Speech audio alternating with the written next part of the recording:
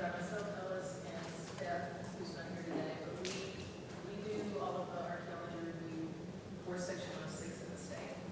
We wanted to feature some of the sites here in the Commonwealth, some of the archaeology sites, because historic preservation includes archaeology sites, and we do have a rich history available here. You probably recognize Mammoth Cave. Mammoth Cave is a great example of the heritage that we share here in Kentucky. It's been used by various groups of people in many different ways, but it's been used continuously for thousands of years.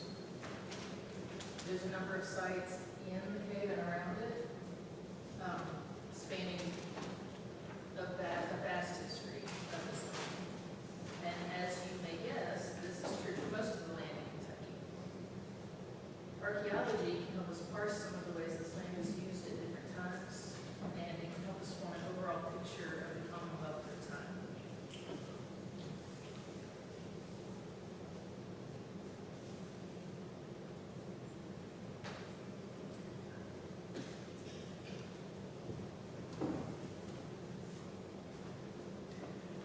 Okay, so like I said, Ellis, Steph, and I work in the site protection section of the Kentucky Heritage Council, and most of what we do is we review projects that fall under Section 106 of the National Historic Preservation Act. Nicole is going to be giving a presentation after this one that's more in depth on how that works, but for right now, it's important to know that we review projects that are located in Kentucky and will use federal funds or federal permits. We make sure that the work meets state and national standards, essentially, for archaeology. This means that a lot of what we review is archaeology that's being done so that something can be built in a specific area. These are not areas selected for their likelihood of containing archaeology sites, but still, several hundred to thousands of sites are identified in this way every single year. That's just what's done for federal permitting and funds. It doesn't include all of the other archaeology that's done in the state. When a site is found that we need to review, a determination is made as to whether or not it's eligible for the National Register. That's what our goal is in looking at these sites. Depending on the recommendations made, additional work may be needed or the site may need to be avoided. So what we've selected here is mostly sites that fell under Section 106 and more work needed to be done. So they were looked at in depth before a project was done. Although Section 106 was passed in 1966, and there were a lot of sites identified before then as well, only a small fraction of Kentucky has actually been investigated for archaeology sites. However, what we've learned from this system has been invaluable to our understanding of Kentucky and its past. Now we want to highlight some of the sites that have been identified over the years, again, mostly but not only through the Section 106 process, and just share some of our rich and interesting heritage development. This is just known as Site 15HE 939. It doesn't have another name the way that most of the other sites do. It was documented during a survey completed and had a mining permit that was being granted on some land in Henderson County. Before they came in to do the mining, they had to send archaeologists out to investigate the land. That's typically what's done whenever there's any likelihood at all of there being an archaeologist out there. So they did a phase 1 survey. They went out and they did a pedestrian survey of the land and some shovel testing. Found some artifacts and found enough that it was deemed that it could be potentially eligible, so they went out and did a more intensive investigation after that. The materials that they found indicate that it was a field camp and then a limited activity site, and it was occupied from the late Paleoindian all the way through the late Mississippian periods, which is a span of over 12,000 years that the site was used. It is 267 acres in size.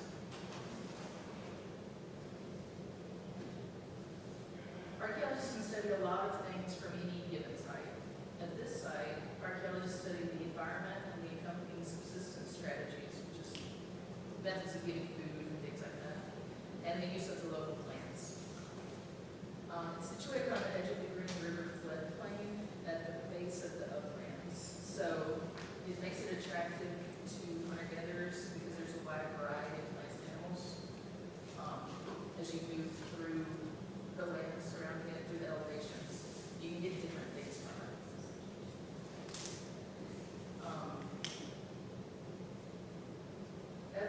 of subsistence activities at the site include the tools used in processing food. The facilities built to process these foods, such as earth ovens, and there were hard features. And the subsistence remains, which was at this site mostly debris net. There was evidence of activities here, including heating and cooking debris.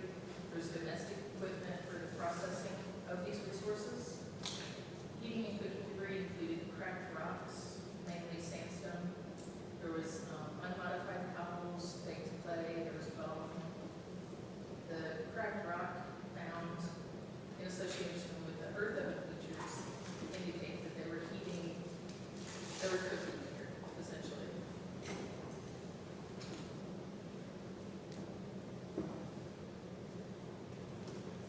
Sorry, the screen. Archaeologists also study material culture and technology and the change in time. Now, in a span of 12,000 years, there was a lot of change.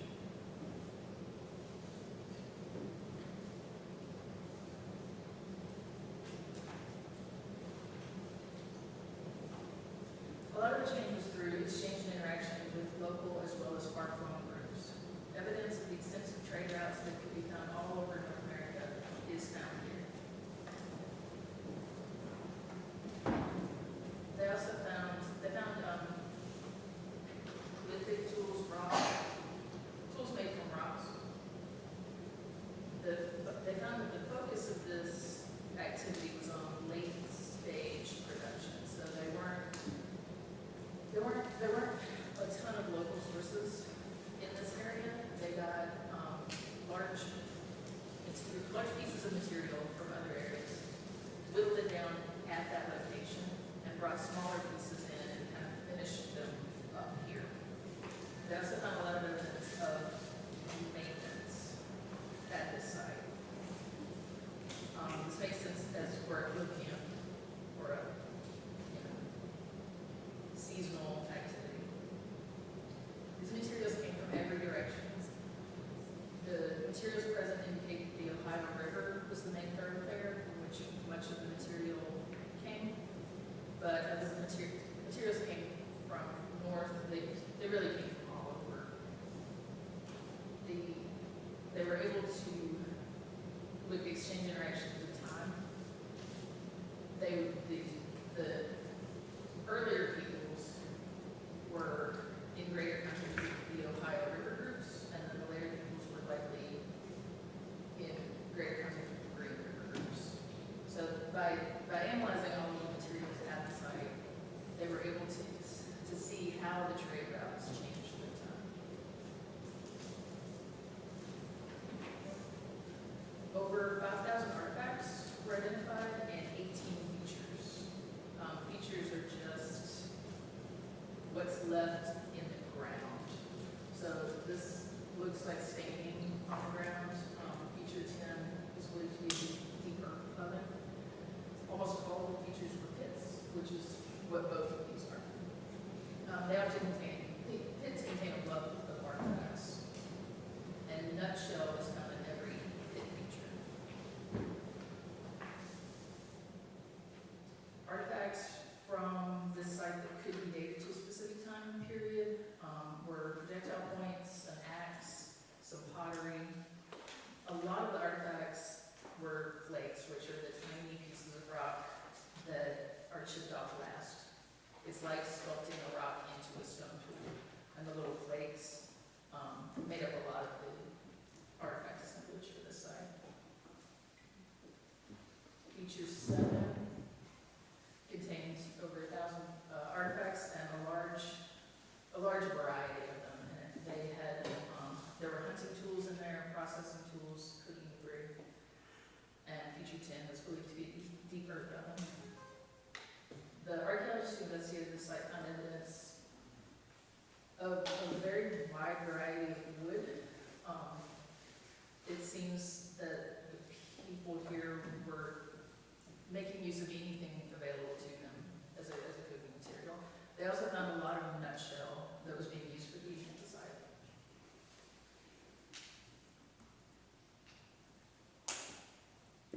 Hickory nuts were central to the site's function. It was not the primary function, however, it seems that the people of the area came to obtain and process hickory nuts. Here we see hammerstone, pitted hammerstone, and pitted cobble, and each were used in the processing of the hickory nuts. A lot of other food was processed at this site. The presence of pitted stones, hammerstones, and manos in the assemblage indicate that the cracking and grinding of materials, the hammerstones could have served a variety of functions, including plant knapping, which is making tools out of rocks, the crushing of long bones for marrow, and the crushing of the hickory nuts. By studying the faunal remains of the site, archaeologists were able to see a difference in use over time. It appears that the people at the site mostly used it to deal with seasonal shortages of food. During the early Archaic and Middle Archaic, they created a field camp on this location during the fall, when the hickory nuts would have been mostly available there. But later populations probably used this location to go get the hickory nuts, but then transported it to a regional base camp. So basically, they were able to see more evidence of processing the nuts at this location the further back in time you go on the site. During the late Archaic, when you do a comparative study of this site to other sites in the region, it seems that the occupants here had a higher group mobility instead of broadening the resource base. Instead of moving the resources, they moved the people.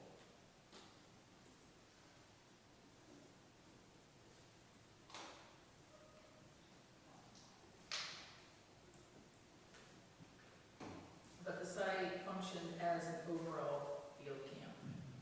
It wasn't just the hickory nuts, they were there to exploit any available resource in the area.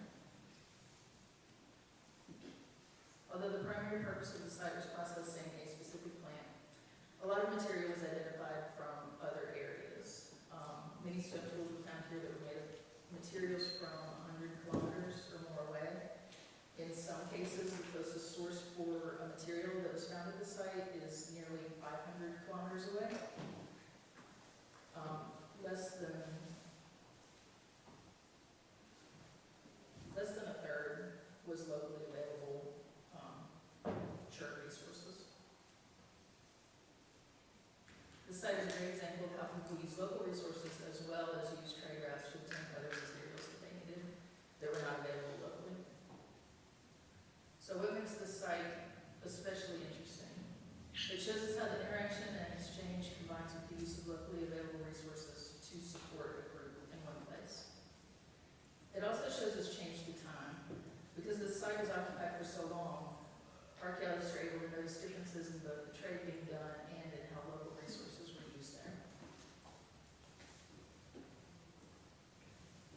Next site is the John Arnold farmstead. This was documented during a road construction project that took place in Logan County.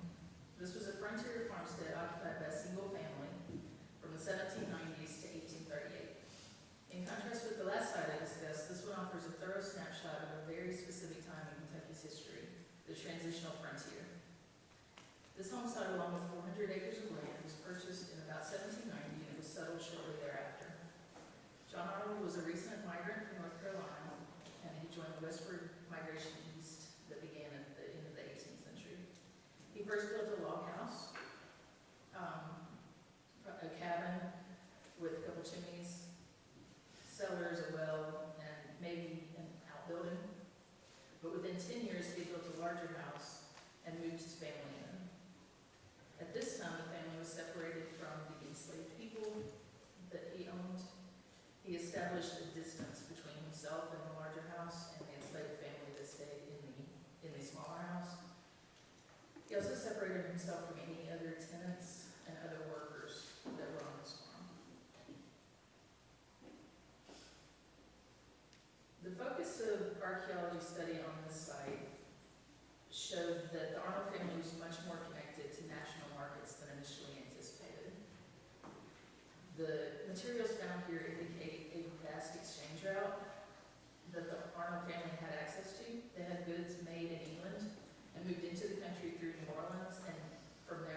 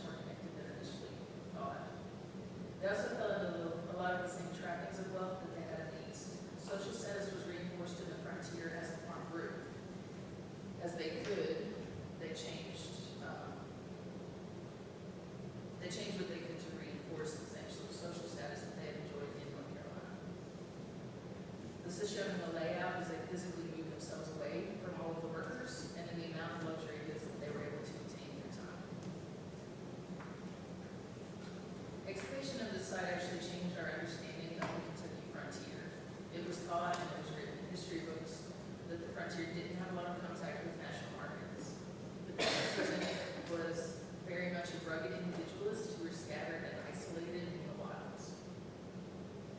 While they likely were rugged individuals and they certainly faced challenges, this site and others have shown that they were much more connected than initially thought. They actually had access to the same type of goods as people did who lived in the more populous East. They had expensive teawares, under dishes, they had fancy plates. This all signaled their participation in the same social structure that they had enjoyed in the East.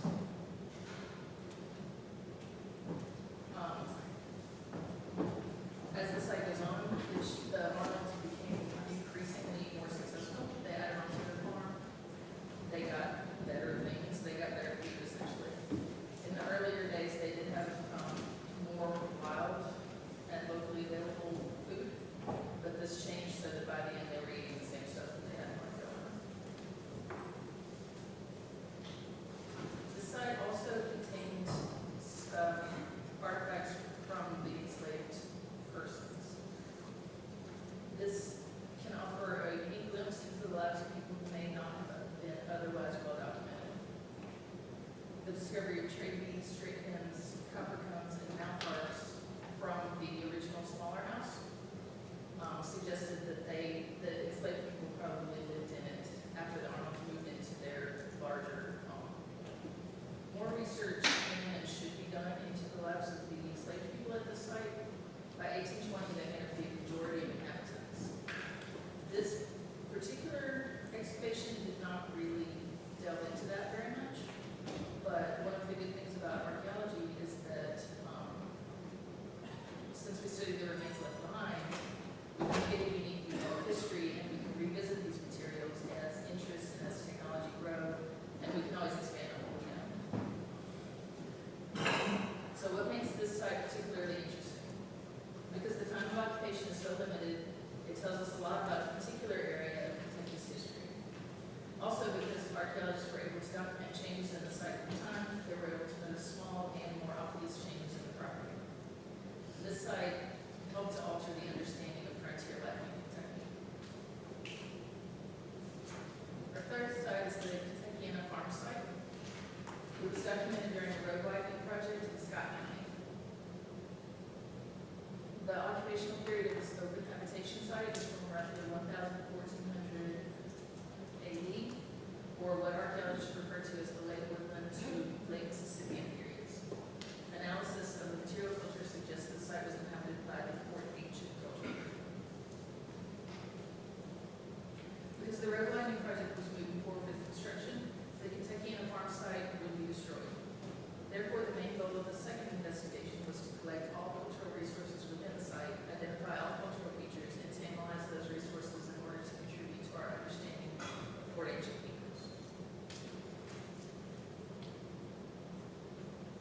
Ceramics and lithics were among some of the types of material culture identified during the investigation. On the left are some limestone tempered ceramics traditionally associated with Fort Ancient manufacturing techniques. And on the right, there are some fine triangular projectile points also identified as being manufactured by Fort Ancient. One interesting aspect of this site is the abundance of archaeobotanical and faunal remains that were recovered from the site. This information can help archaeologists understand what Fort Ancient peoples were growing and eating in this region. So what makes this site particularly interesting? For one, the site is bursting with an abundance of diverse material culture that can help answer questions about a particular group's cultural practices, the possibility of cross-cultural interaction with surrounding groups, and to identify changes in manufacturing techniques over time. An important aspect of archaeology in general is the importance of collecting as much archaeological data as possible. The Kentuckiana Farm Site, with its rich material culture, contributes to our overall understanding of Fort Ancient peoples both regionally and at large. I'm going to pass it over to Ellis for our final three sites.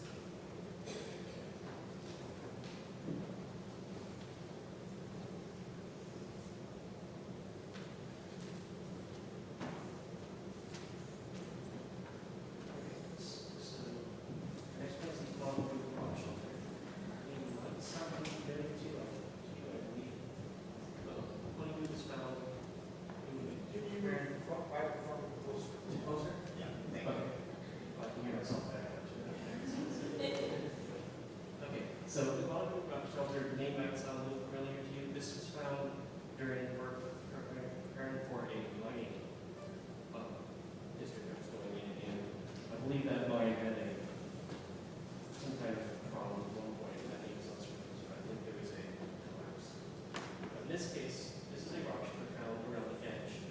And rock chippers, for anyone who doesn't know, are just natural overhangs that are useful as protection against elements or any activities, whether it's modern camping or prehistoric campsites.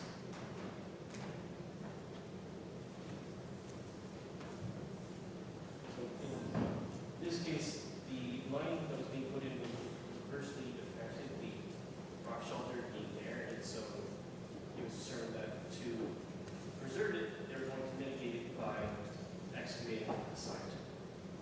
And so they're looking for information on who used it, how long it had been used, what time periods, if we can, that it was in use. And when they did end up excavating, they found evidence of intermittent use of the site for approximately 10,000 years up until the modern day. And so this is just an example of some of the items found. We have cores for archaeological points and also ceramics made of all different time periods between what we call the early Archaic and the early Woodland periods. So that's roughly 8,000 BC up to 200 BC on and off use. And there are also even burials found at the site, along with plenty of remains of plant life and bones. And as for the modern use, you can see this is a diagram of one of the walls. You can see the big U-shaped pit, that's a lunar pit, so that's the modern day returning use for it. And what's cool about especially these kind of sites is you can, such as this, that things can be so buried from the previous use. You can see thousands of years of history just in a couple, this is over about 2 meters deep. And so the lowest parts would be up to 8,000 years old, and top parts like that lunar pit is ranked to be potentially only a decade or a year old. And so this says that rock chippers are great for preserving and for seeing change in use over time, both in, say, prehistoric people or historic use to modern use. You see a lot of change in technology, change in how they're making their points, how they're using things, changing how they're adapting to the environment, looking at these all the time.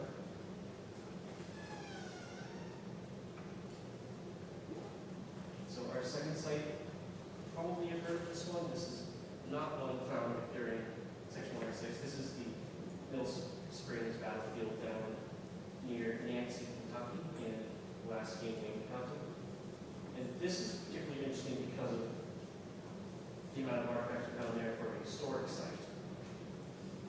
So in this case, this site is over 9 miles long and about 105 acres. And it covers everything from multiple earthworks that were made at main huts and several cemeteries. Just a brief overview of this. The Mill Spring battlefield was from the Civil War. It was supposed to be a Confederate winter camp over in around 1861. That they built tons of stuff to be there all winter, then lost the battle and retreated all the way back to Tennessee. But because they did that, they left all their stuff behind.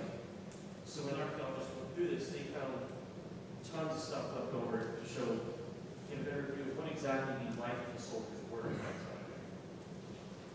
So when they were gone, they found everything from military equipment you'd expect to things like porcelain, china, tea, razors, equipment, things for like buttons, wagons, window frames, even they think some of them actually had windows. They were meant to be there for a while and brought everything they could and then just left.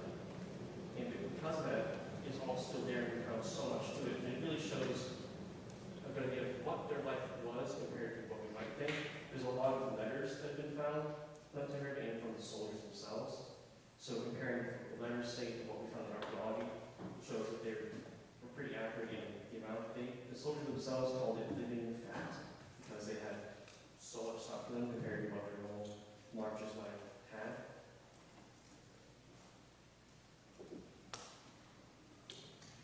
So I wouldn't do the math, I forgot to do that. But with this, it's been deemed important enough that the Mill Springs site is a national monument, it's a national landmark. Multiple parts of it, including 2 houses that are still there, are both in the National Register. And in terms of preservation, the reason it's been protected so well is it's both because of those terminations, but it also has a lot of work from a local group called the Mill Springs Association and from the National Battlefield Association, I believe. Both of those groups own large portions of the site, so they trust them to actually control and preserve it, protect it, and do archaeology research. So our last site is from only a couple of blocks away from the Patti Heritage Council itself. This is a map from 1854, I believe, of downtown Frankfurt. So High Street, that's where the Kentucky Heritage Council, where we work is. And those 2 red dots are roughly where we found the old Frankfurt Cemetery.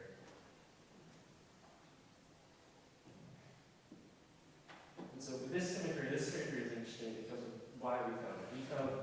This was found during the construction of the current Kentucky Transportation Cabinet's current office.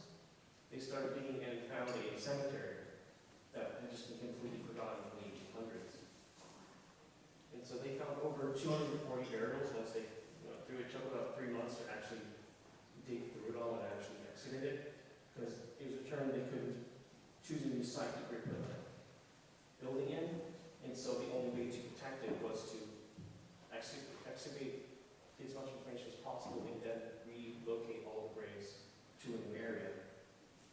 And the amount of stuff they found in there really shows and tells us about the occupants and both why they were buried there and why the cemetery went missing.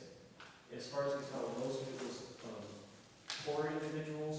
It was multi-ethnic, multi-gender, but all of it was definitely poor classes. A lot of bones showed that poor health, low quality. There were grave goods like blood beads, buttons, etc. It was all lower quality glass versus crystal or different kind of gemstones they're wearing. But they found everything from caskets, pieces, and they were able to do a lot of interesting research on this as they were advanced. They were able to do a lot of bioarchaeology work on the bones, look at disease, health, some facial reconstruction, to look at who was there and how it was missing. And it was in use around the early mid-1800s and probably was last used around Civil War era, if I remember correctly. And in the end, they did move every one of the graves. It's now at Fort Hill, so it's on the hill, Fort Hill, Glen Hill. They moved all of them to the cemetery that's up there and put that marker in place. And that marker is up on the hill. So that thing's called Leslie Morris Park at the moment. We also have if you're in Frankfurt, there is a dedicated display about the cemetery and their findings in the Capitol Museum that's there. And see that those are some of the feeds that are found in some of the excavations. And so yeah, just we wanted to show just a few of the handful of stuff. There are so many archaeological sites in Kentucky. I believe I read this from 2005. We thought we knew about 24,000 sites in Kentucky, and that's only obviously increased and is only increasing as we go. And we can learn so much by preserving them, even if it's just by excavating them completely because they have to be destroyed, like the cemetery, or by keeping them in place, which have been like the battlefield. And that's it, sorry. There's so much we can learn from studying archaeological sites and preserving them, even if it's just so we can then get all the information out of them before they go. It's a really big help both for our history and learning the history of this local, state, and country. I have a question.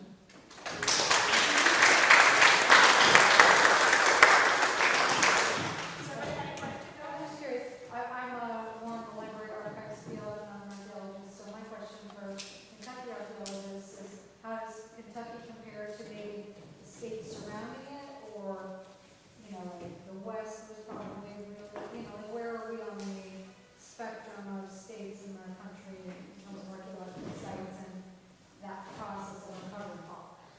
Do you mean like in terms of what we have or how we do the archaeology? Like numbers, like how many that have been identified and how does that compare to say Illinois or Indiana or do you have a sense, and if you don't, that's fine. I don't know how many archaeological sites are documented in our neighboring states. I'm very Kentucky-centric, I apologize. Oh, no, that's fine. But there are It's just curiosity. yeah, there are well over 30,000 sites now.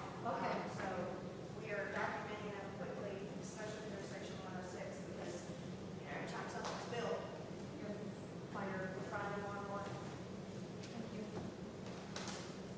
Scott? So, the cemetery site, first of all, making sense, how large is the area of transportation building is huge. But also, how long did it take to actually go through all of that when you're dealing with that many bodies?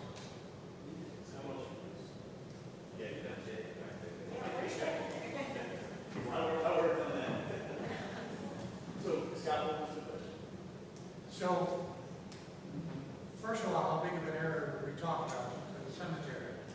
And how long did it take to do the archaeological plus with the follow-up? Because I know you Yeah. spent a lot of time not at the site, Jay, because you experienced that, to actually process all of that.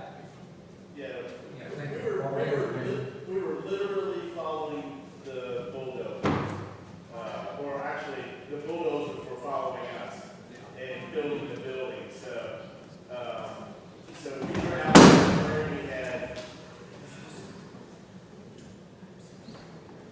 we were in a hurry. We had a lot of volunteers. We had an army of archaeologists volunteering from universities, coastal resource farms, all that. I think at one time you saw that picture, those were all like professional archaeologists. I've never seen so many archaeologists in one place before. That didn't involve beer.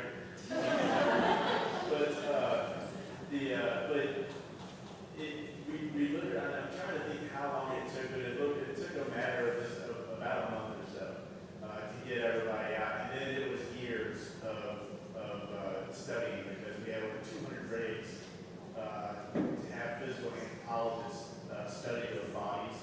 And then we had the effort to rebury them. So it took quite a while. We actually have a free booklet about the Frankfurt Cemetery, all about it. We had DNA done. We had isotope analysis on teeth done. We had all kinds of studies done. We learned a whole lot about this really incredible source. Some of the profiles that we had. Oh, we had facial reconstruction done on some of the skulls, and have a picture of some of these folks. But it was mostly a pauper cemetery. We know there were slaves buried there. We know that there were some of Frankfurt's poor people buried there. It was Frankfurt's first cemetery. So it was. It's exactly how long did it take? I don't know, but I know it was years. There's information on that site on the KHC webpage as well, and there is an exhibit at the Capital City Museum in Frankfurt over there. I have another question for him. Okay. So,